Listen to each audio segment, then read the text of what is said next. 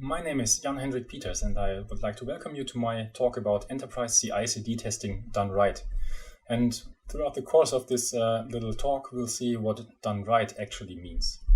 A little bit about me first. I'm a Premier Field Engineer at Microsoft Germany. I'm automating things since 2011 approximately, started my apprenticeship in 2009 at KPMG. Now I work at Microsoft since 2016, I think.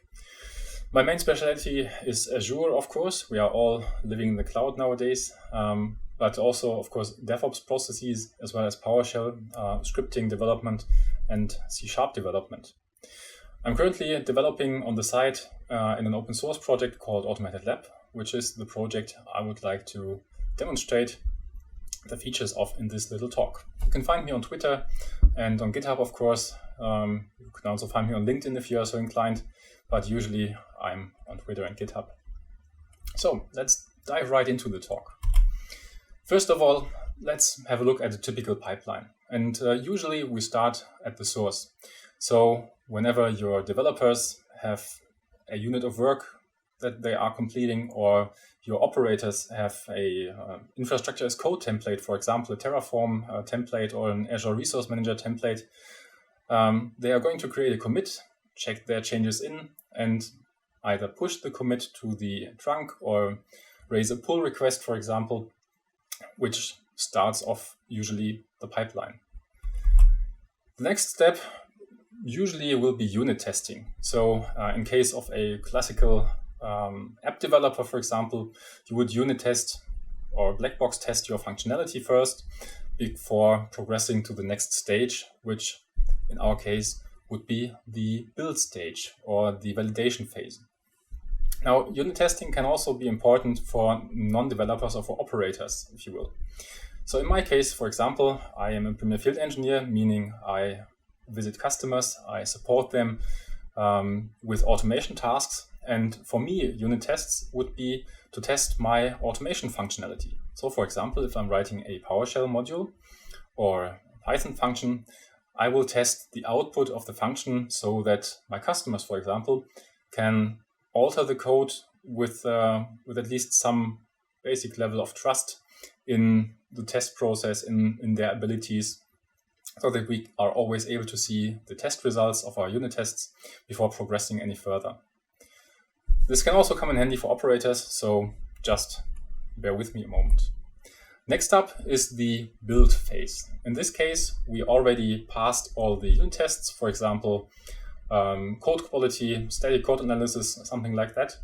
And now we build artifacts, which is the output of our build process. These artifacts can be anything from web application packages to desired state configuration, MOF files, to ARM templates or other output generally you would associate with the build process. These artifacts are then tested in another test phase, the user acceptance test or integration testing.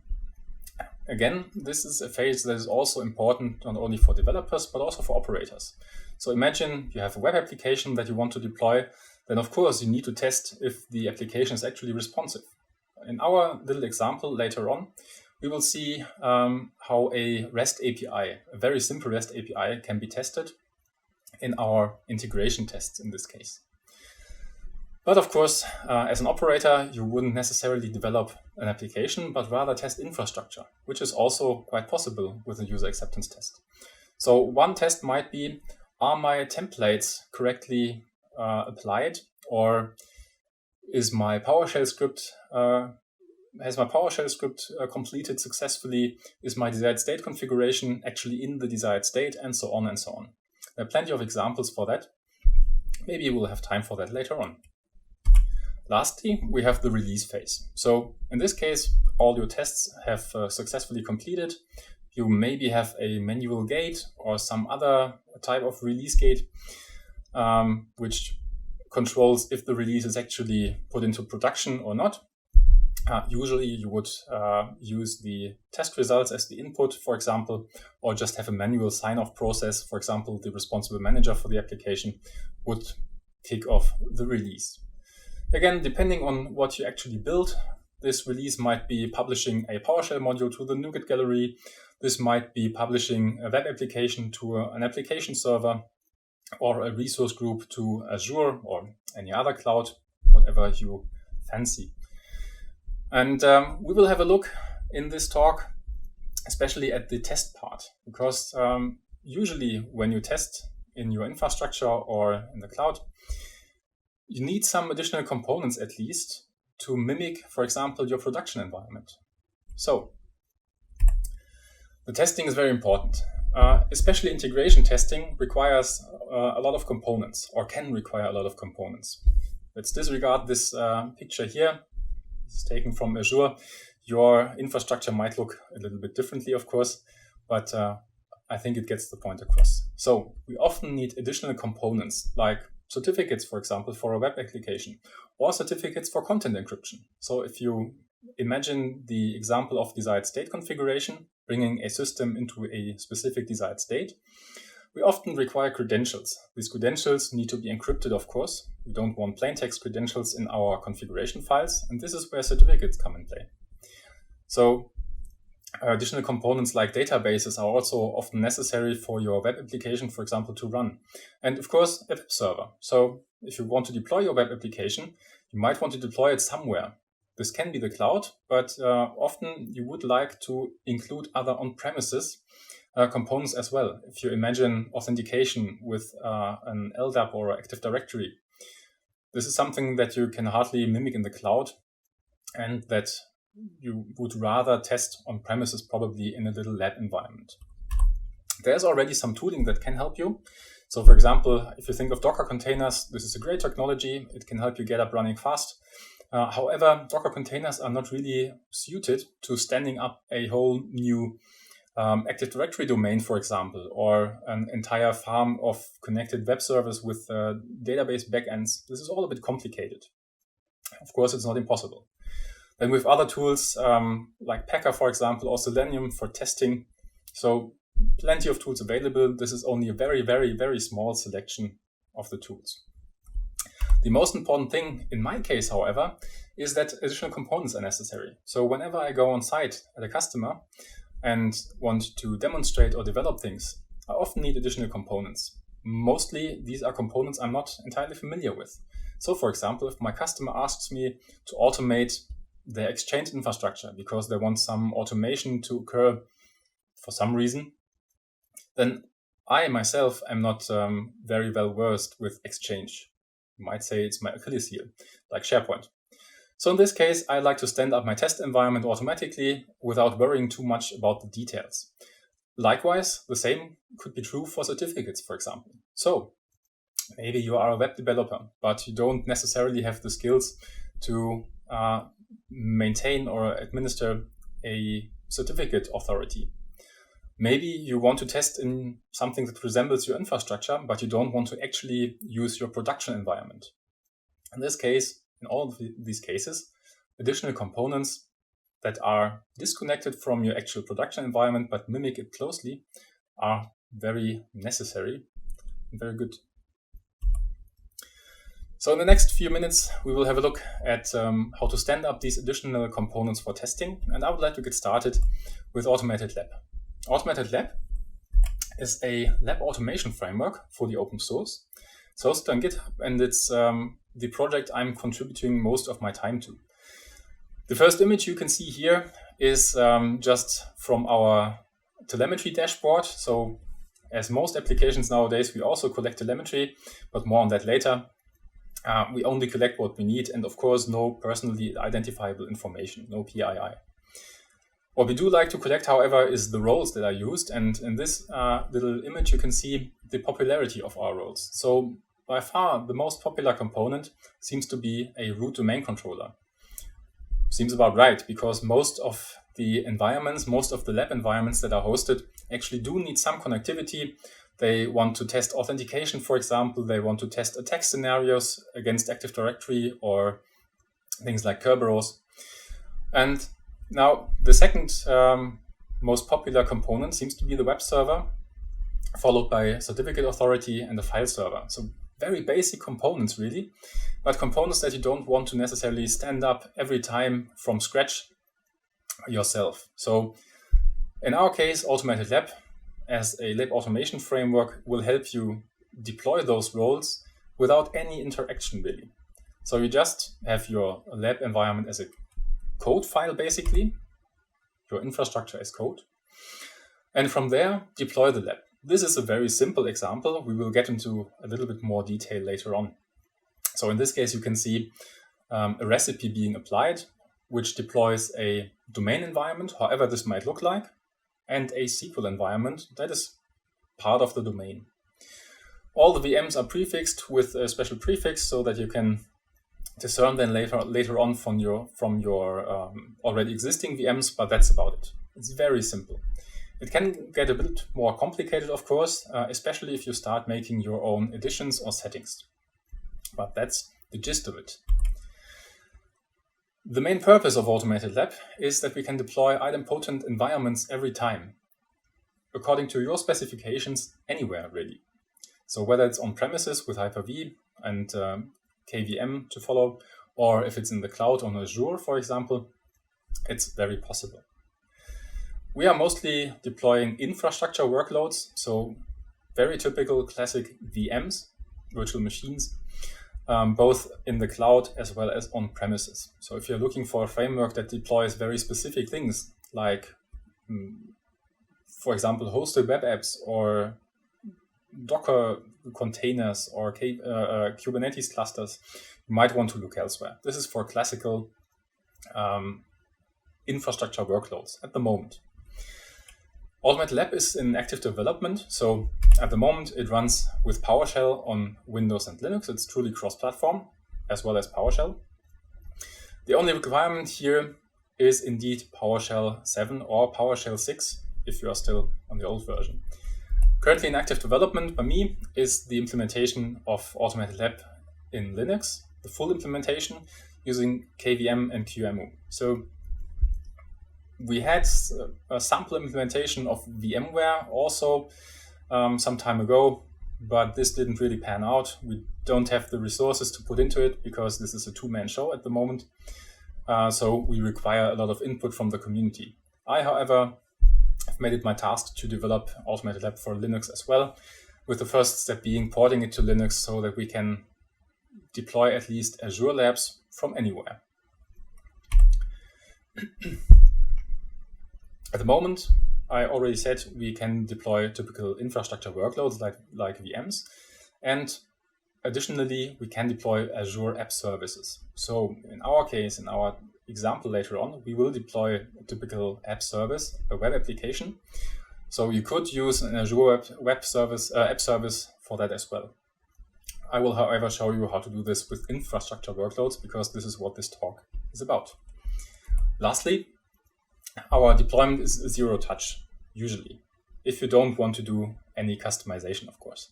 So we have many roles, and these include the most popular ones like domain services, ADDS, or certificate services, ADCS, SQL Server in basically any edition since 2008, TFS, so Team Foundation Server, Azure DevOps Server, and so on and so on.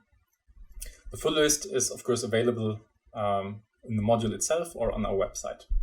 The module can be installed from the PowerShell gallery, but more on that later. Let's have a look at an actual lab environment. And this is a simple environment, at least I would classify it as simple. But if we have a look at it, it's not simple at all. So everything is starting with a new lab definition. You give it a name and you specify the virtualization engine. If you don't specify anything, it will default to Hyper-V. So if you are using Windows 10 notebook like I am, or if you are on some Hyper-V server, you can use AutomatedLab already. Then I am adding a ISO image definition for SQL Server 2019. So AutomatedLab, of course, deploys SQL, deploys SharePoint, Exchange, and so on. For these products, we definitely need some ISO file. This is what I'm doing here. And then afterwards, we can simply add some machine definitions, like you can see in the bottom here, like the domain controller with the roles of root domain controller and root certificate authority. This will basically contain two functions. Ideally, you would create another machine just for your CA, but as this is a lab environment, this doesn't really matter, for testing at least. Next up, the SQL server, which is connected to the image file via the role definition. So the SQL Server 2019 role refers to the SQL Server 2019 image. You could also bring your custom ISO files if there are any. However, I've rarely seen this for SQL Server, to be honest. And lastly, we have a little web server, which just gets the role web server and no additional customization applied. And lastly, install lab is the command that is run to actually deploy this entire environment. And you can see that this is not a simple lab at all. It's actually quite complicated if you think about it. You are creating automatically a domain environment for a sample domain, contoso.com, our favorite. You are creating an entire certificate infrastructure with a root CA. You could also deploy intermediate or issuing CAs if you wanted to really mimic a multi-tier model with all the bells and whistles. Then you are deploying an entirely configured SQL server, which is domain joined in this case, and the domain joined web server with all necessary components to deploy your web app to. So you can see even these 6 lines of code do generate a lot for you. And there's no interaction necessary other than that. So how can AutomatedLab help in a release pipeline, for example, or in a CI/CD pipeline? First of all, of course, it seamlessly integrates into your existing validation. So if you already have integration tests, unit tests, you can also target them at lab machines, of course. That's no problem. Furthermore, AutomatedLab runs on Linux and Windows, so you can use any build agent really and any environment to host your lab environment and to run your integration test, for example. I would recommend to download the package from the PowerShell gallery. However, there are also options available for Windows, which is an MSI package, or for Linux, which comes as a deb or RPM package. Both of these packages are experimental at the moment. I would really recommend using the PowerShell gallery and the install module command, which takes care of scaffolding everything for you. So you don't have to do any manual interaction here. It's ideally suited for self-hosted environments, of course, running Hyper-V, but it also is well suited for cloud environments. You can use a fresh deployment every time, which is something that I do or I am doing in the sample that I will show you later. But you can also reuse existing lab environments, which is also quite important. So let me tell you a story from one of my customers, for example, who are packaging software packages. So they take software they get from a vendor, for example, or that they download from the internet and repackage it. And now to test the software, we actually built a release pipeline utilizing AutomatedLab, which consists of one fresh environment where packages are always simply installed and removed to see if the installation and removal process works for each package. And then we have a long-term lab that is just started up during the release process. All the packages are installed, even if there are older versions of the packages already on the system, to test, for example, an unclean system or systems that are constantly upgraded.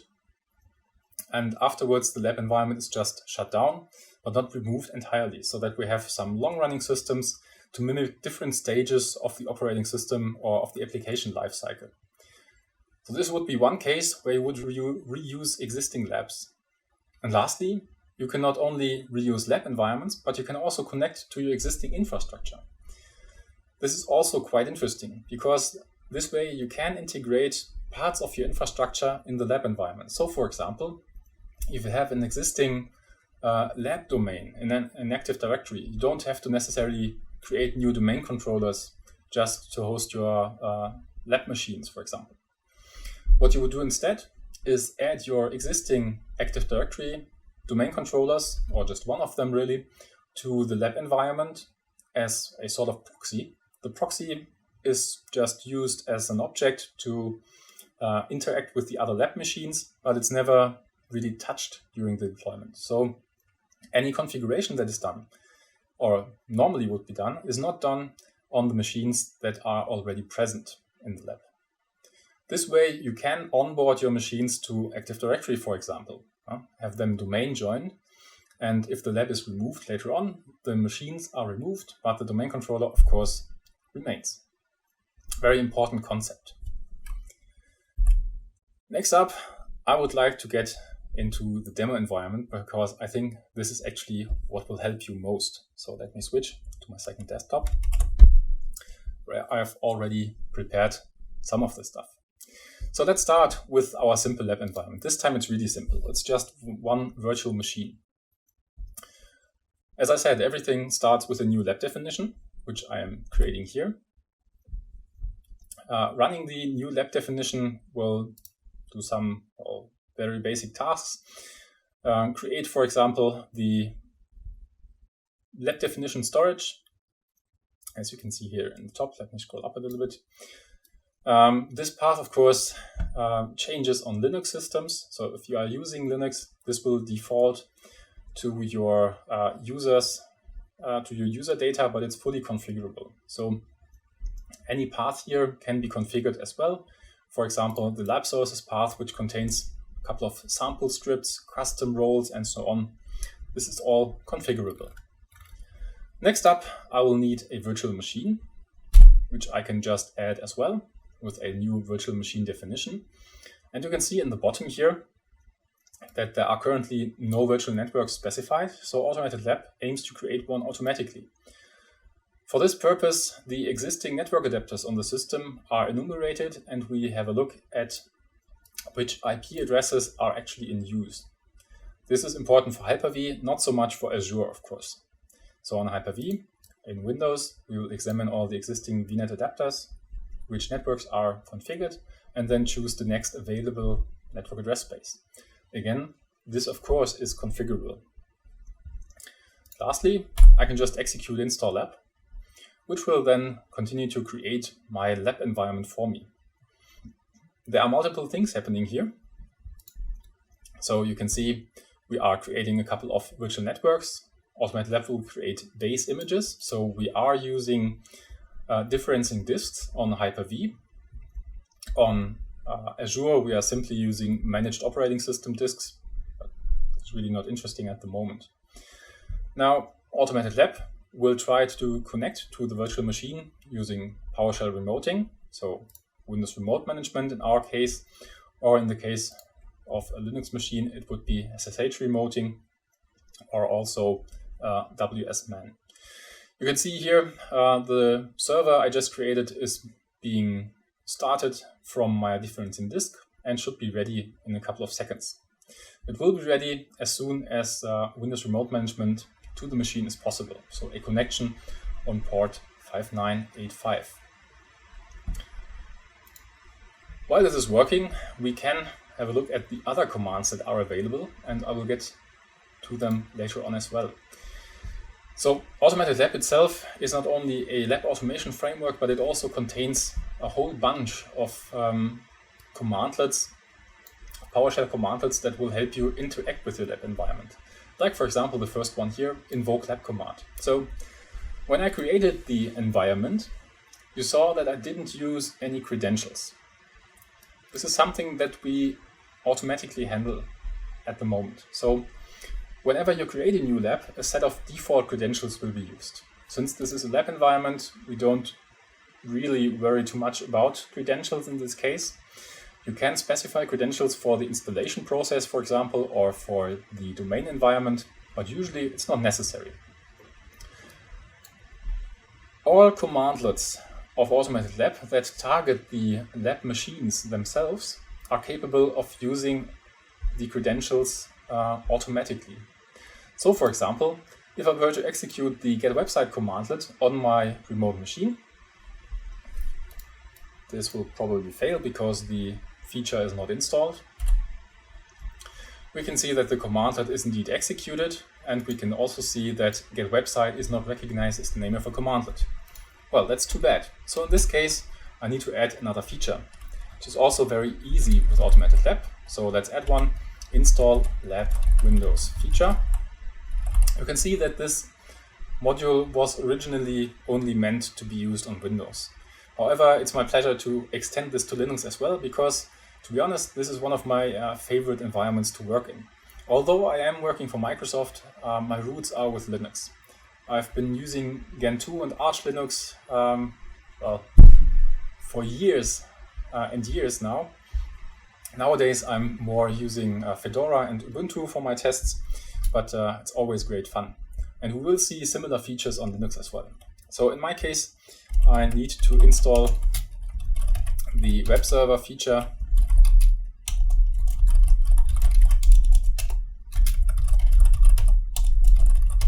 on my machine. And I would like to include at least the management tools for this. Again, install app Windows feature connects to the machine using PowerShell remoting. So you could use, of course, multiple machines in parallel. One of the features of Windows Remote Management is that sessions are used in parallel. So by default, you would, for example, use 32 parallel connections, which is quite good. As soon as the feature is installed, we can run the command a second time, and this time it will work and actually return something. Most of our commandlets are built the same. So most of our commandlets have a pass-through switch, which means that they do not return anything by default, as not to clutter up your output in this case. So let's see how long this takes. Shouldn't take too long. There we go. And now let's try the commandlet a second time. This time it works and it returns, well, the default website. Welcome to iOS 7 or something like that. This also works for sim sessions, of course. So if you are using sim remoting, for example, to remotely retrieve information, like in this case, the disk layout, or if you are using desired state configuration and want to have a look at the DSC local configuration manager, you can use the parameter sim session with the lab sim sessions. Again, no need to worry about the credentials, of course. You can also simply interact with the lab machines if you type your parameters correctly. In this case, the wait parameter, of course, waits until the machine is fully operational again and responds to Windows remote management requests so that we can control it. This is a crucial part. So we also are able to deploy Linux workloads, of course, with CentOS and generally Red Hat and SUSE-based systems. At the moment, not so much with Ubuntu and Debian, because the deployment process was a bit complicated, or is still a bit complicated. Regardless, if you want to include Linux machines in their lab, they either need to be connected to the internet or they need to be capable of installing PowerShell. You can also include PowerShell as a package offline, which is then installed to the machine during the deployment process, of course. So once the machine is ready, we can, for example, simply take a snapshot before we start messing up the lab environment, which is something I do quite often. Not mess up necessarily, but take checkpoints. Saving the VM is, of course, also possible. There's some incongruency here, which I need to correct, which will simply store the machine state to disk so that it's saved. Now we can start the lab machine again, wait for it to be responsive again, and then continue. For my next trick, I'm downloading Notepad++ by using another commandlet, getlab internet file, which works on Azure and on premises, of course, using the dynamic variable $lab sources. This variable automatically points to your lab sources directory, regardless of where you are. So in the cloud, it would point to an Azure file share. On premises, it just points to whatever folder you configured. Now I can simply install whatever I downloaded with install lab software package. I'm using the command line /s for a silent install, and I expect some return codes like 0 and 3010 to indicate a success. Very easy. You can also use pass-through here in order to get the results back properly, to continue with your automation, for example, or to do a restart if the return code is 3010, which is the universal Windows return code for restart required, but everything else was successful. And there we go.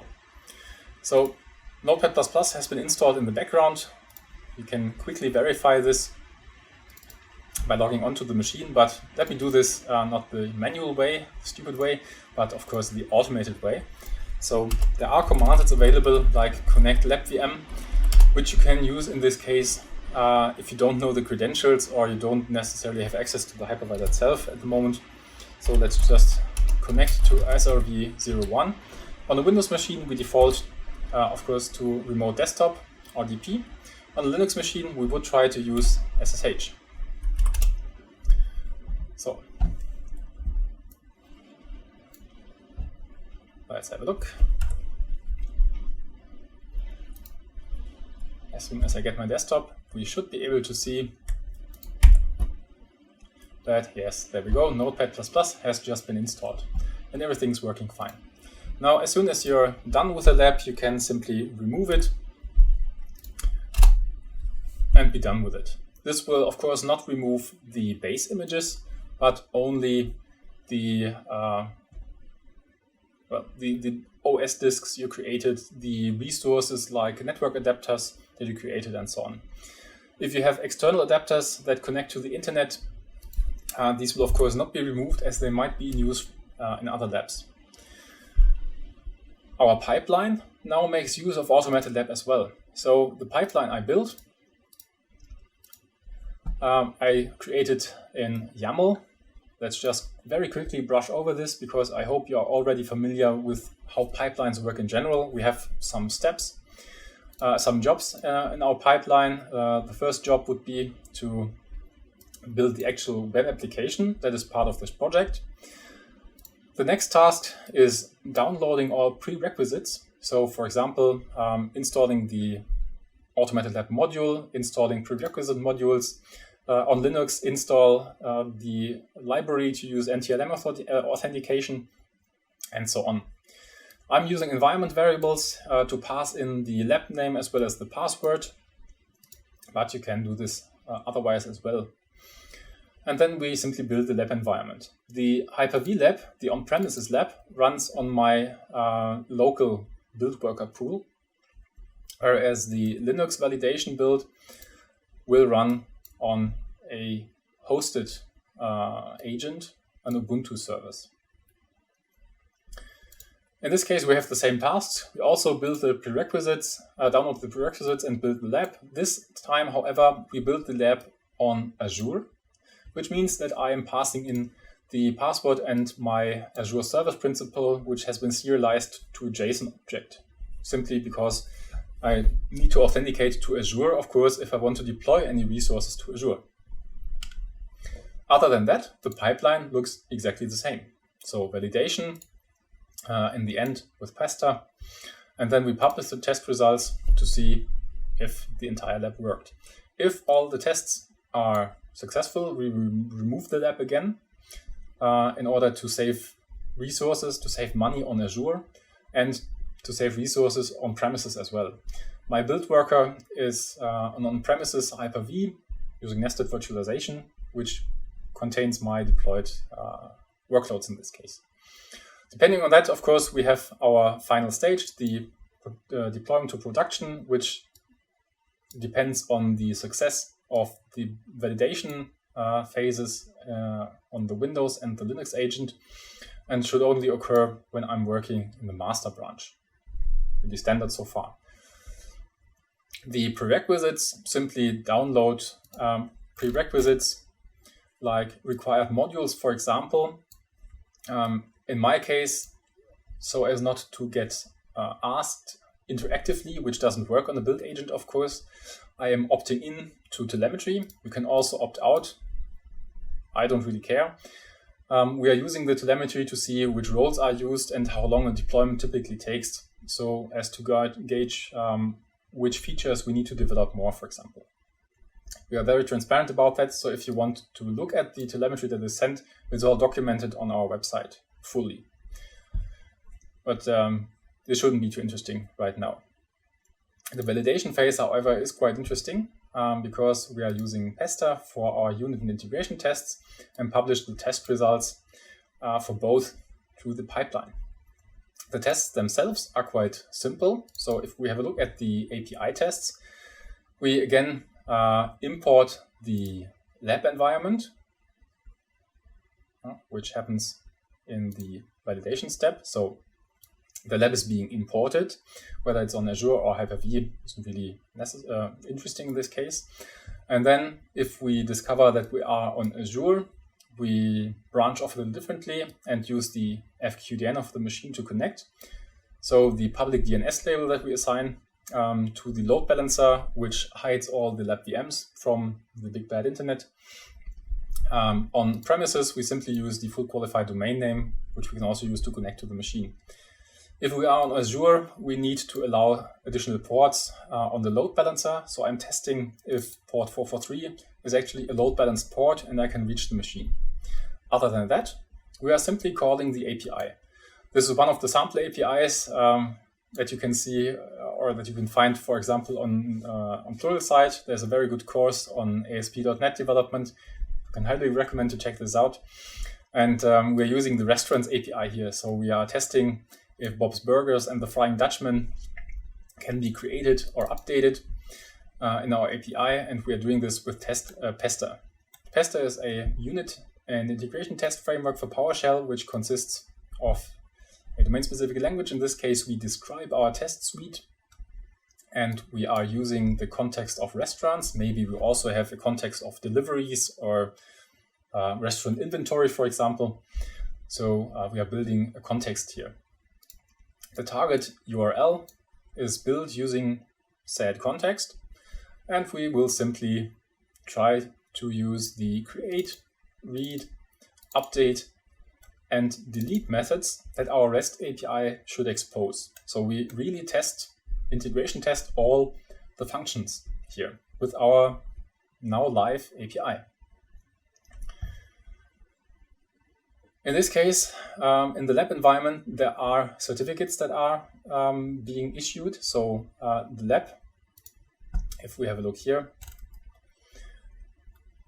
consists of a domain controller, a root certificate authority, as well as a web server, which will host our application. The root certificate authority will then publish, or the web server will request a certificate from the root CA, and then we will be able to run the actual tests. So let's have a look at the tests.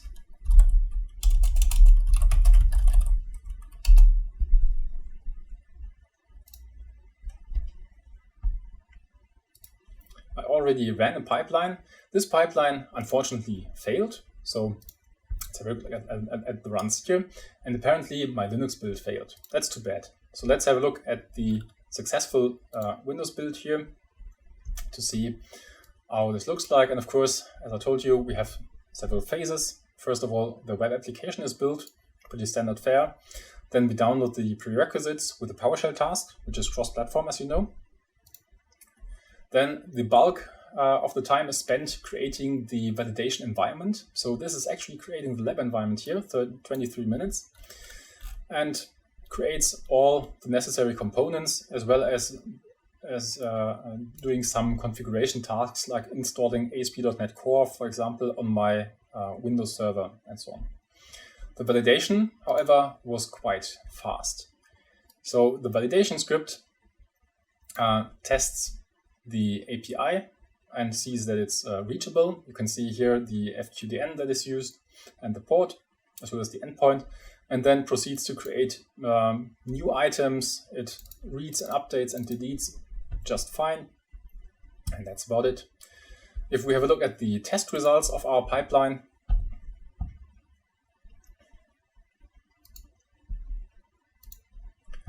we can see that all the tests have passed. So apparently the Linux build failed somewhere else and not during the tests. This is unfortunate, but I can tell you why. It's because Azure is on a lot of load right now, and I didn't have enough cores available for my subscription. So unfortunately, I have too many labs deployed, and I need to delete one before continuing, which I didn't see before. However, you can see the test results of the tests on Windows. You can drill down into them if you feel like it. There are no errors, of course. Simply pass the test case. This pretty much sums up the pipeline. Now, every time I change something in my lab environment, maybe this file here, the pipeline is kicked off. Of course, there is a commit trigger. And now if we go back, actually let me quickly start my builder. Now if we go back to the pipeline that I stood up here, we can see the process happening in real time. I won't bore you with the details. We are currently waiting for my on-premises agent to get started and to connect to Azure DevOps. As soon as this is done, the validation build will start running on Windows as well. Linux is in full swing, so the web application is being built. The prerequisites will be successfully downloaded. However, somewhere during the validation deployment, this will apparently fail. Not a problem at the moment. I just need to deallocate some resources first. Very good. So this is how you can use AutomatedLab in a built-in release pipeline for your benefit. To sum up, AutomatedLab will help you with even the most complex test environments. There are multiple roles that you can deploy. This is not only something simple like a file or a web server. It can also be a domain controller. It can be a certificate authority. It can be a fully configured SQL server, maybe with an always-on cluster. You can deploy a failover cluster, of course. Deploy Azure DevOps or to Azure DevOps Online. So, for example, you can use AutomatedLab to deploy build workers that are used on Azure DevOps, the cloud service, as opposed to Azure DevOps Server, the on-premises service.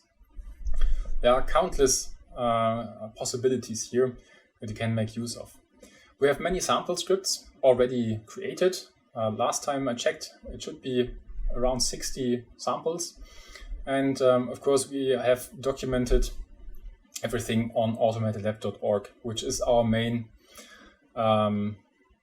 source of documentation. This contains our PowerShell help, as well as all the other documentation that you would normally find in a wiki or something like that. It's always a good source to start with. It's automatically generated from code with read the docs, very great service, and will also contain some details about the telemetry and some nice pictures. I love AutomatedLab because it deploys repeatable environments end to end. I don't have to do anything. I will have my infrastructure as code, which I am writing once and can deploy it to any environment, whether it's in the cloud or on premises, whether it's at customer A or customer B or at home, it doesn't really matter. The only thing you need to have is either an Azure account or the ISO files to actually deploy the base images. Other than that, there's really no much else that is required, apart from PowerShell. If you want to contribute, which I would welcome very much, just head to our GitHub repository AutomatedLab. The project also contains our side projects, but this one here, AutomatedLab, is the main one where your issues and pull requests should go. You really need some help, for example, implementing the VMware support fully. It's very experimental at the moment, so if you have some VMware skills or skills in other virtualization environments, you're more than welcome to contribute. We're still looking, for example, for people who would like to port this to AWS or to the Google Cloud to be a bit more, or to have a bit broader selection of target environments. And with that, I would like to say thank you for your patience and for your attending. I will be online, hopefully, to answer your questions, any questions that you have. Otherwise, just head to AutomatedLab.org or to our GitHub repository, find me on Twitter, and just talk to me. Thank you very much.